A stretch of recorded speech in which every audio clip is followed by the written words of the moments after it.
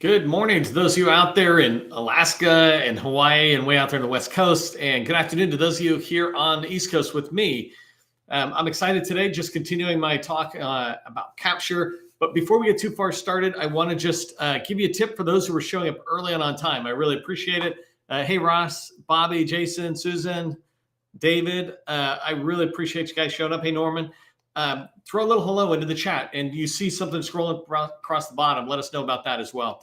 But anyways, let me give you a tip of the day. So my tip of the day, as I just kind of clean a little tech here, my tip of the day is when you have a question about government contracting, there's all sorts of people like me who, is a relative expert in this, and other people kind of like me. There's PTACs, SBDCs, but sometimes go directly to the horse's mouth to get the answer from the horse. I don't know if I took that analogy all the way through. And the reason I'm saying this, give you an example, is I got a question from somebody this morning asking me about, hey, can you do this in contracting? I heard when it gets to this stage, it's this thing, and you can't bid on it anymore, or blah, blah, blah. There's these rules. And I said, well, I don't think it's that case. I'm pretty positive it's not. But what I would do is just pick up the phone and call the contracting officer. And in this case, that's the horse, right, in this story. But sometimes it's totally okay to pick up the phone, call a contracting officer, an active one at the agency you're trying to sell to, and just ask them a question. Hey, I heard this. Is that true? And let them answer it for you, right? There's a lot of us on the outside, but they're the actual focus of power. They're the actual buyer. Nothing wrong with going right there and talking to them. It's also a great way to get introduced to that person and start talking to them. So that's my tip of the day. Just for those of you showing up early and on time, it really helps us as we start trying to spread the word about the event starting, the training starting. So it's 12:01. We're going to rock and roll. I want to make sure I get my stuff in a row here before I start the official training.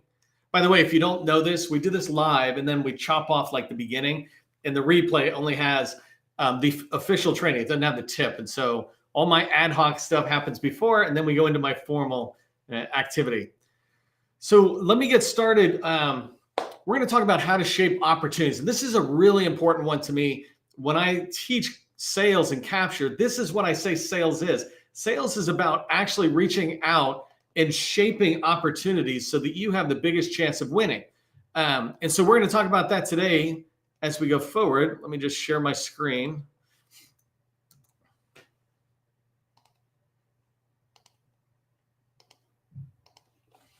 Okay, today we're going to talk about shaping the opportunities for the win. And this is fundamental to federal sales capture activity.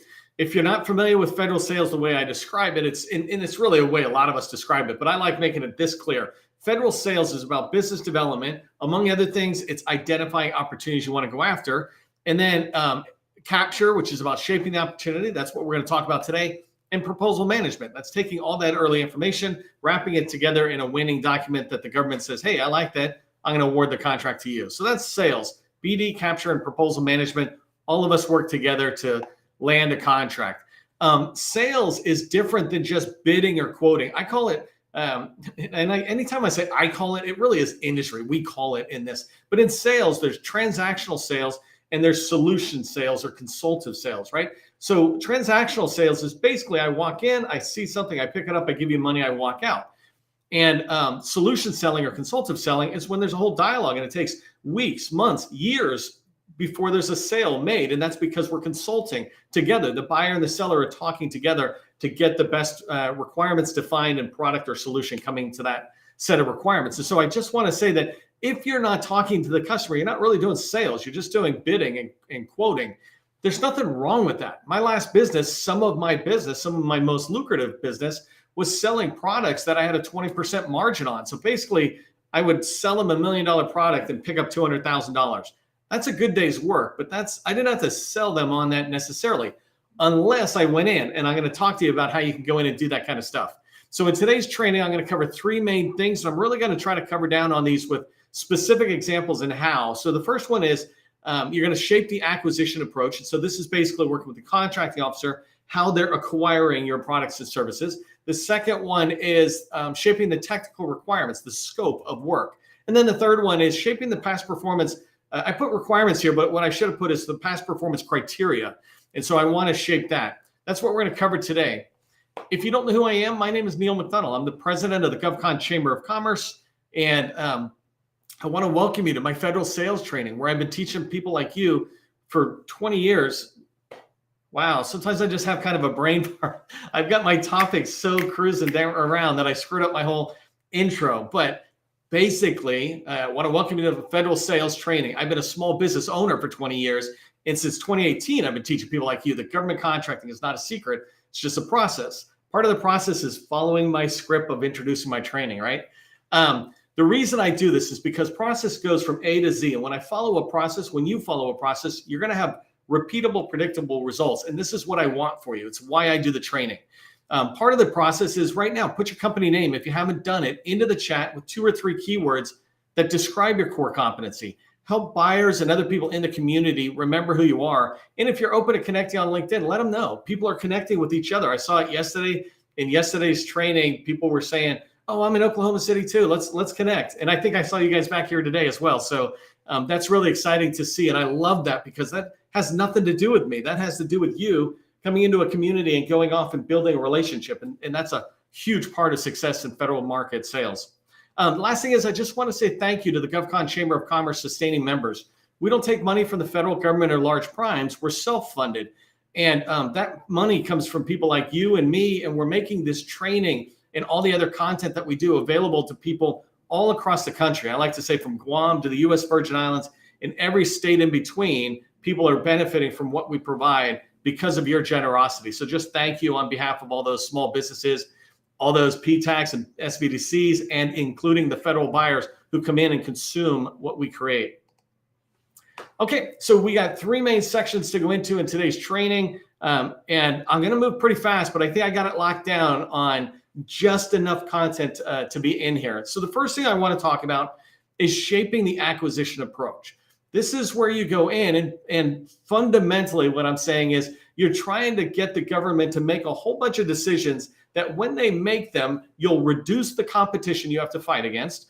And it'll make it much easier for you to compete. Or in fact, it will make it possible for you to compete. Sometimes the government can make a decision and now you can't compete. You can try to get on a subcontracting team, but you can't compete as a prime. And so you want to shape the acquisition approach so that you can play in the game and then have the most likely chance to win. When I say reducing competition, a good example is set-asides. So the first example here I have for shaping the acquisition approach is getting the government buyer to determine a set-aside. Initially, when the government looks at an opportunity or requirement, they're saying, okay, we're going to go to the entire full and open supplier base, 300,000 businesses, let's say, right? There's about 300,000 businesses out there in the federal market. And if they decide to go to small business, they're shrinking it a little bit, but they're getting rid of some of the biggest competition, obviously. So they're getting rid of the large businesses, the billion-dollar contracting firms, when they come down to shaping it or setting it aside to a small business. But they can come down even further. If they go to small business, there's roughly 300,000 small businesses still, right? But when they go to HubZone, as an example, there's only about 5,000 firms. So you're going from 300,000 down to 5,000. And this ability to reduce the competition is huge. And it's the same things with these other ones, right? The women-owned small business, there's like 9,000 SBA certified women-owned small businesses in DSBS. And so that's the size of the pool, 300,000 down to 9,000. 8As have about 5,000, right? So that set aside is a big thing. Some of you may be familiar with, some of you may be 8A small businesses. Well, if you can get the government buyer to shrink that down even more to an 8A direct award, you're taking that competition from everybody down to one company, yours. So a direct award is in there. And you're eliminating all the competition that's out there. This is the idea of getting in there and shaping the acquisition approach. And I talk about in many other trainings how you can do it, but fundamentally it happens in the sources sought time frame. You get into the government responding during sources sought. I highly encourage you to build a group of competimates, other women-owned small businesses, for example, and let them know about sources sought so they too can respond. You're not collaborating on your responses. You're just collaborating on, hey, let's all respond and try to make this a woman-owned set-aside, and then we'll go toe-to-toe inside of the that set-aside. So anyway, set-aside is one way you can shape the acquisition approach. Another way, and this goes back to even making it possible for you to compete, is making sure that you push the contract to a contract vehicle of your choice, right? Obviously, the contracting officer is going to make this decision.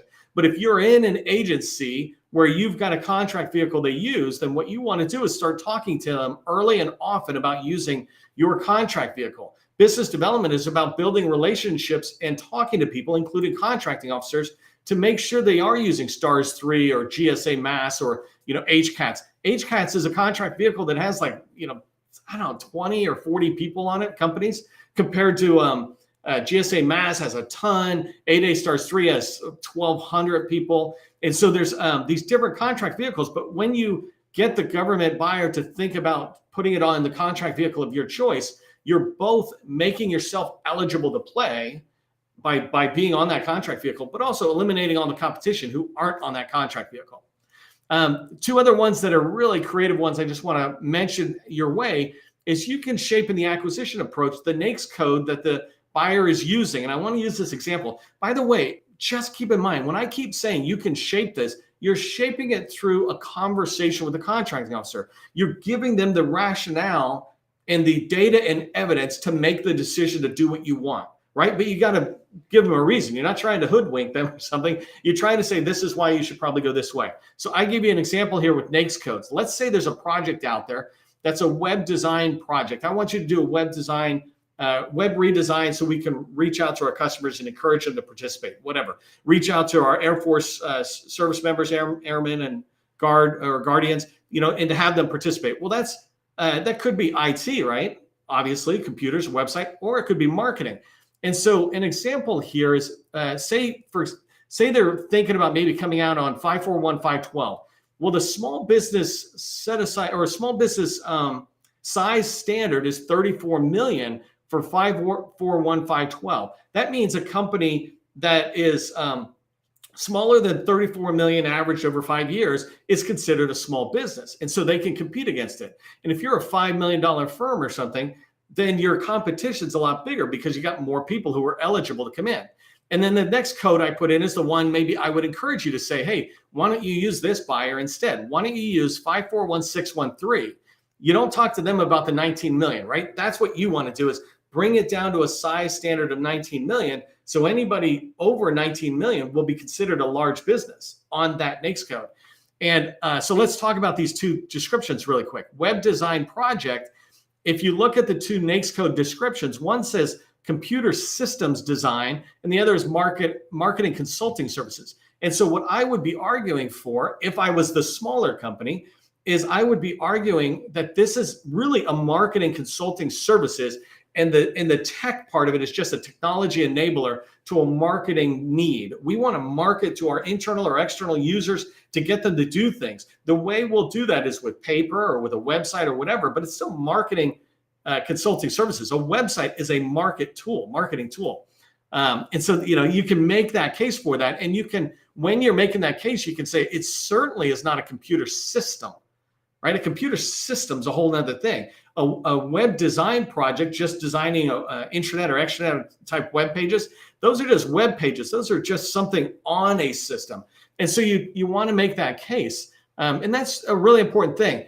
Think about this also from the flip side. Throughout my entire training today, I'm going to go, you can go this way or that way, or up or down. But the idea is, if you're a bigger company, make sure that some company is not able to push it down to 541613.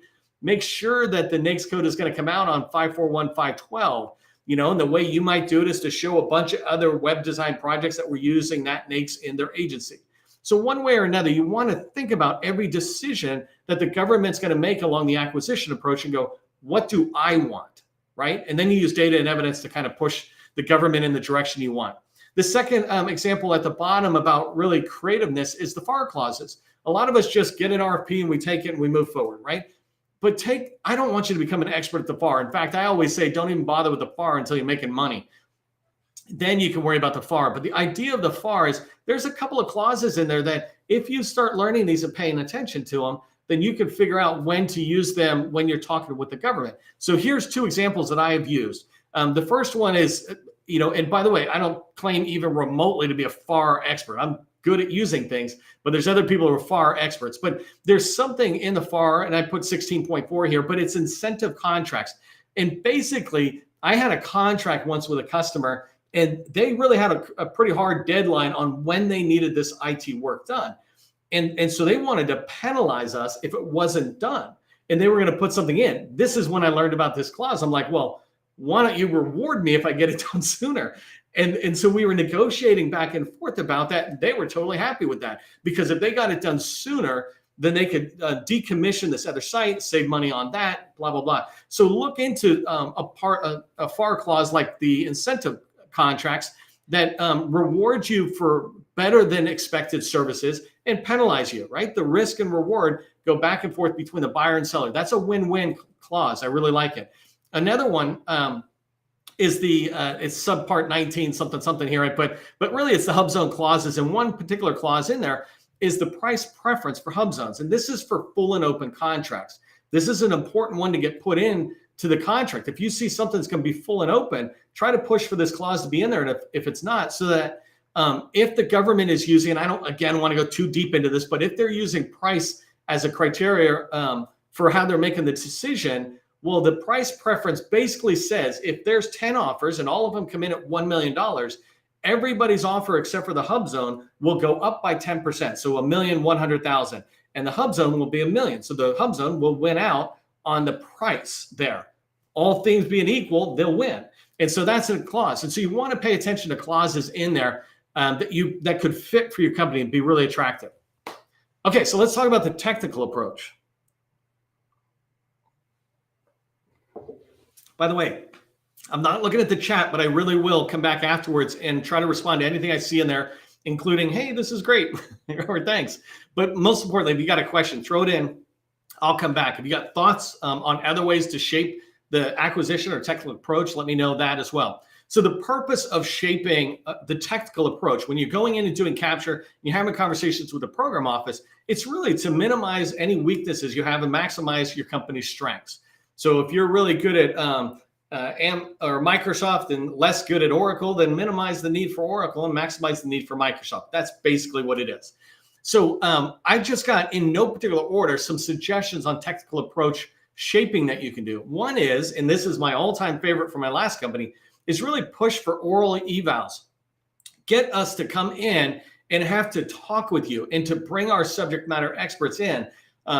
When we do that, we're able to talk to the work. And the way I rationalize this with the customers, I say, hey, avoid that bait and switch where they tell you in paper that they're really good, but then when you get the contract, it's a bunch of people with limited or no experience on the scope that you had. But if you force us to come in, at the very least, you will hear two different companies talk about their capabilities and their experience in there. And so I push for oral evals because it's a way for you to impress the buyer.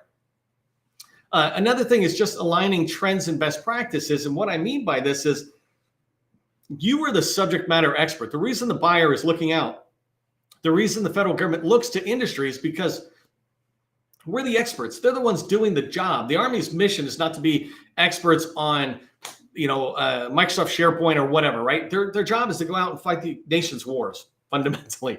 So they need to do their mission. We need to be good at what we do, which is supporting their ability to do the mission.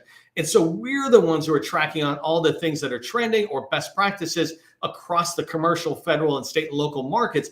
Best practices really get shaped. Those guys are just in their federal market, so they don't see it all. So you want to come in and talk to them. And here's an example that I have. And it's something I'm using right now. In fact, I just posted something today, which made it even better.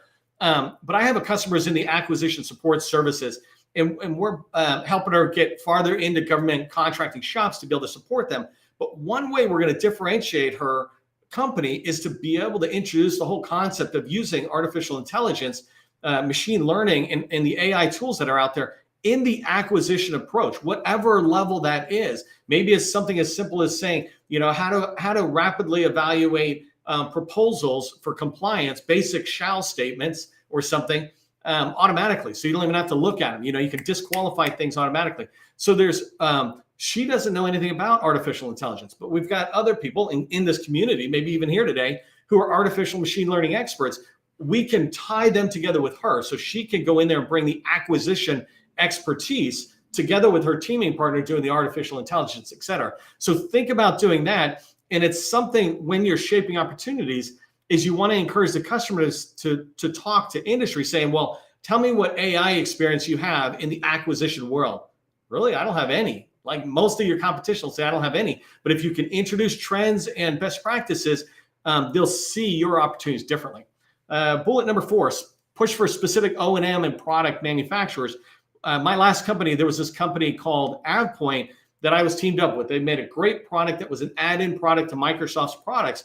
And I had a partnership with them. I actually had partnerships with multiple companies, but they were my favorite because they were good. And so I would be able to go in and push for that specific company's products to be included, or the requirements that that product could meet. I would have that put into the PWS, et cetera. And that's really important, because when you start pushing for it, you push for the OEM or the products that you're really good at. If you're good at Splunk or Otis elevators or whatever it is, you want to push for that. One way that you can do this, and I don't know if I wrote it somewhere else, is you can, I used to go in and bring product comparisons. I would look at every one of these software companies, and I would see how they compare themselves against the competitors. And then I'd compile my own version of that and give it to the government and make the case for the manufacturer that I wanted them to use. And so that's something you could do. So you're shaping the opportunity to the manufacturer that you like best. One of the advantages for me when I did that was I had a strong partnership with this company that I could influence their next builds, meaning the next features they put into their products. That's how strong our partnership was. And we were able to say that when we responded in the proposal. There's some second tier requirements. I talk about elevate those up when you think about technical approach shaping.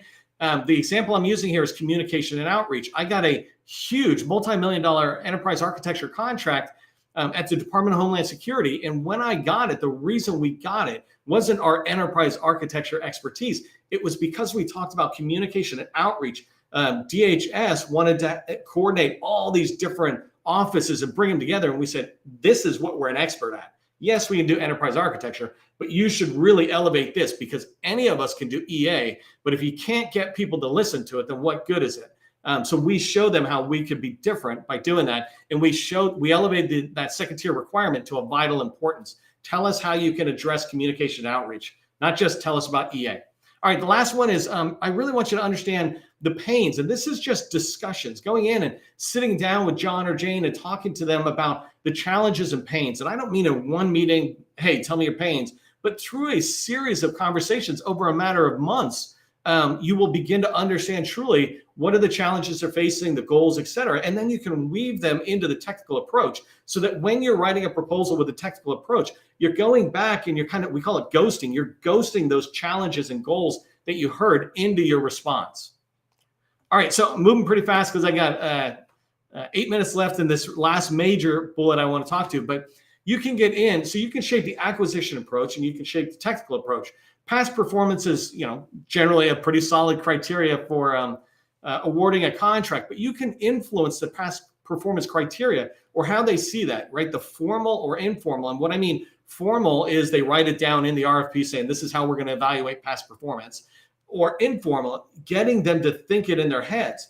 And so that's why this first bullet, I talk about communicating with the potential selection board members. A selection board basically is a bunch of people who will come together and look at your proposal and decide whether it's a winner or a loser, basically, right? And so you want to be able to talk with them and begin to influence them in their thinking. An example of past performance that you want them and the contracting officer to think about is pushing for agency experience. I used the Navy the other day, and I like using the Navy because it's so clear here. The Navy has people and bases on installations on land, and they have ships in the ocean, right? And so they call it a shore and a float. So pushing for that agency experience, if you have Navy experience, you want to push for that. You really want to drive through conversations with the KO and the program office. Hey, it's really important that that you're looking for a company that has this experience, so they don't waste 3 to 6 months at the start of a contract trying to figure out, how do they even get something to the boats or the ships or whatever they're called, right? They don't spend that time. So you're trying to emphasize that. The flip side is, if you don't have that experience, you want to de-emphasize the need for that. You can say, hey, we have a team member who's got experience doing a float ashore. What we really bring is interagency experience. We bring the best lessons from the Army and DHS into the Navy, so that you really have the Navy way based on experiences, lessons learned, and past performances from other agencies, right? So you're trying to emphasize it the other way, one way or another, right? You're going to, on all of these, it's up or down. The third bullet here is emphasizing larger past performances. If I'm a company that's larger, say I'm 30 million, $30 million small business, I want to emphasize that to the contracting officer, it's really important as you're evaluating companies that they come in with $5 million or $10 million a year contracts, whatever that is, or task orders, excuse me. They're used to managing task orders at like $5 million or more. So you're emphasizing a larger past performance that you're recommending the government consider, because then it's more similar to the scope of work, the size of work that this agency is putting out. Again, the flip side is, if you're a smaller company or you have smaller past performances, you can say, hey, I know this is a $5 million contract, but really, even a $5 million firm fixed price task order, but really inside of that task order, and I had something like this where it's $5 million a year, but it was like 10 different projects, and you can talk to the KO about this or the program office to say, it's really less important that you have one big task order, but that you have people who have managed the project sizes that you expect to have. So that $5 million contract, we're really thinking that's going to be broken up into 8 to 10 projects of $500,000 a piece. And so that's what you're looking for past performances. We would encourage that you look for more experience there in smaller size projects. So that's bullet 3. Bullet 4 is suggesting, this one's really important, right? Is sometimes opportunities come out and you can only use the prime contractor's past performance. And so I want to encourage the ability to use subcontractor experience, at least one past performance. If I can do that, and then I team up with Booz Allen or somebody has really good past performance, we look really good. And so I want to push for that, especially if I don't have all of the past performances that would make me look great. I'd want to use a subcontractor, right? That's the whole reason I team, is that they've got good experience. And so if you're in that position, push to be able to use the subs experience.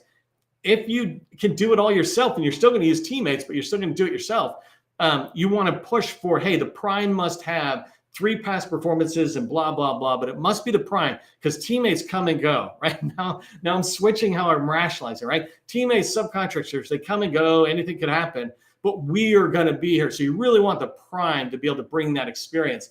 And so, in bullet number 4 here, you're referencing that you're trying to eliminate competition by saying, make sure the prime has it. And remember, everything you're doing with data and evidence. So the 5th one here is encourage the importance of written customer satisfaction. This is really important. If you can get written, if you have customers and you work them all the time, they like you and you're like, hey, I'm continuing to get more and more work out there. I need written customer satisfaction and written whatever those sheets are, past performance sheets from you, encouraging them to do it. If you're good at that and your customer likes you enough that they're like, yeah, I'll sit down, I'll write that, because usually they don't do it because they don't want to. It's not because they can't. They don't want to. They're too lazy.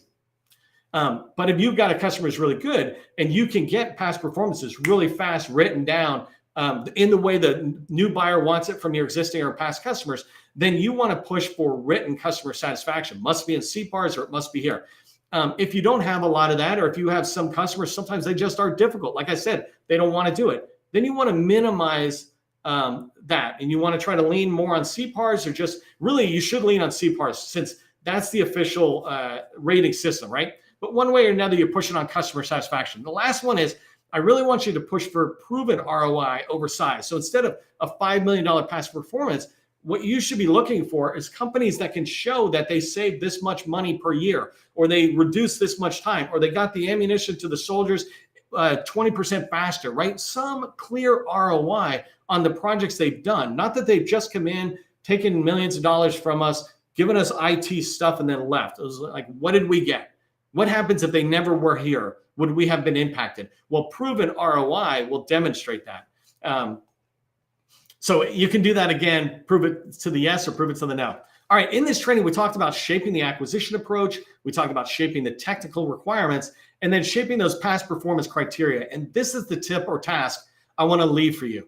Go away, you or your colleagues, and build the list of what you want to shape in your opportunities when you're doing capture. Maybe you can't do everything I suggested. Maybe you have other ideas, but write that list down so that you can actually follow that when you're talking to the government buyer. Hey, I want to shape this, I want to shape that. You can use it as part of your capture plan, if you will.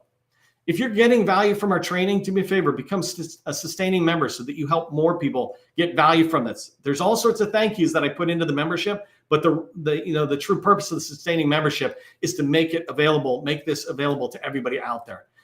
If you're already getting traction within the federal government, you want to go to the next level, consider joining us in our BD Accelerator workshop. It's a 90-day program. You can just ping me on LinkedIn in messaging, and I'll tell you more about it. Remember, government contracting, it is not a secret. It's just a lot of fun and a process. I'll see you in the next time.